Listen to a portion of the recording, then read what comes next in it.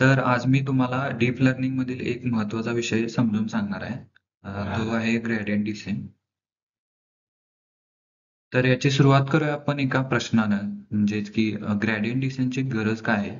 तर deep learning मधील आपला मुख्य उद्देश म्हणजे मॉडेलला डेटा सेट समजून शिकवणे, त्याच्या ज्या चुका आहेत त्या कमी करणे आणि या चुका मोजण्यासाठी आपण लॉस फंक्शन नावाचं एक पॅरामीटर वापरतोय. तर आपण हे कसं वापरतोय हे एका एक्झाम्पल मधून बघूया. आपण एक उदाहरण बघूया. असे कल्पना करा की तुम्ही एका धुक्याने झाकलेल्या पर्वतावरती उभे आहात आणि तुम्हाला सगळ्यात खोल दरीपर्यंत पोहोचायचं आहे. मग तुम्ही खाली काय आहे हे दिसत नाही म्हणून तुम्ही काय करणार तर थोडे थोडे पाऊल खालच्या दिशेने टाकता आणि सरत सरत उतार जाणून घेता. हे करत करत आपण शेवटी खोल दरीत पोहोचतो.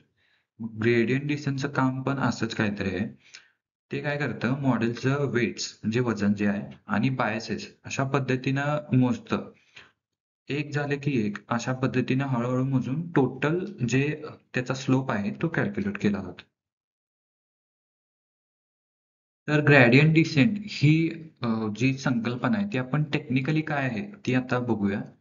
ग्रेडियंट डिसेंट हा एक पहिल्या क्रमांकाची पुनरावृत्ती करणार म्हणजे फर्स्ट ऑर्डर इटरेटिव्ह आहे. तो कोणत्याही डिफरन्शियल फंक्शनचा किमान मूल्य म्हणजेच मिनिमम शोधतो. तर डीप लर्निंगमध्ये हा अल्गोरिदम लॉस फंक्शन कमी करण्यासाठी वापरला जातो. तर आता हे इक्वेशन तुम्ही बघू शकताय.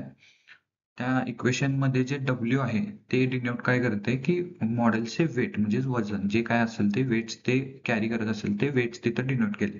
त्यानंतर इटा इटा काय करते म्हणजे इटाचं डिनोशन काय आहे की ते लर्निंग रेट रिप्रेझेंट करते.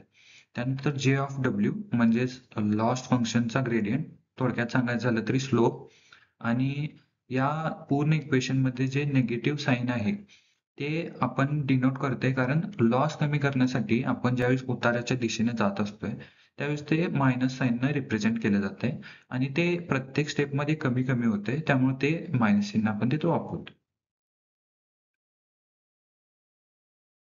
तर आपण आता या मॉडेलचं वर्किंग कसं आहे ते बघूया. तर याच्या 4 सोप्या स्टेप्स आहेत. हां. पहिल्या स्टेपमध्ये आपण वेट्स जे आहे ते रँडम कन्सिडर करतोय. त्यानंतर आपण सेकंड स्टेपमध्ये ग्रेडियंट मोजतोय. म्हणजेच लॉस फंक्शनचा स्लोप किती आहे आणि त्या स्लोपचं कसं स्लोप कमी करता येईल हे मोजतोय. त्यानंतर वेट्स अपडेट करतोय. परत ही सायकलिक प्रोसेस चालू झालीत ना सुरुवातीपासून. परत आपण पुढे जाईल जसं जसं स्टेप नंबर 4 मध्ये हा लॉस फंक्शन कमी होत जातोय.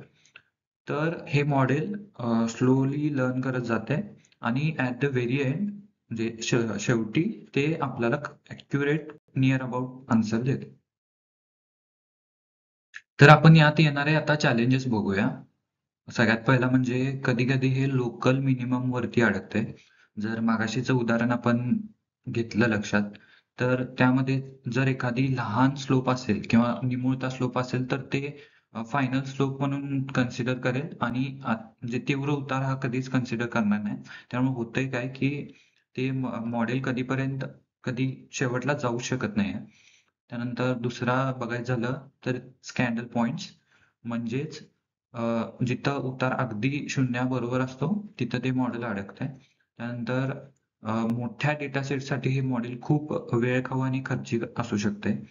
तरी पण साधेपणा आणि कार्यक्षमता यामुळं ग्रेडियंट डिसेंट आज पण डीप लर्निंगमध्ये सर्वात जास्त वापरला जाणारा अल्गोरिदम आहे. आणि जर थोडक्यात बघितलं तर ग्रेडियंट डिसेंट हा डीप लर्निंगचा एक मुख्य पार्ट आहे. मुख्य इंजिन आपण म्हणू शकतो त्याला, जो मॉडेलचा लॉस कमी करायला मदत करतो. तसंच तो सतत वेट्स अपडेट करत राहतो. त्यामुळं हा सेल्फ लर्निंग मॉडेलमध्ये या कॅटेगरीचा समावेश होतो. आणि जर एकंदरीत बघायचं झालं, ग्रेडियंट डिसेंट म्हणजेच मॉडेलचे शिकण्याचे तंत्र आणि जे स्वतःच्या चुकांमधून सुधारत राहते. Thank you.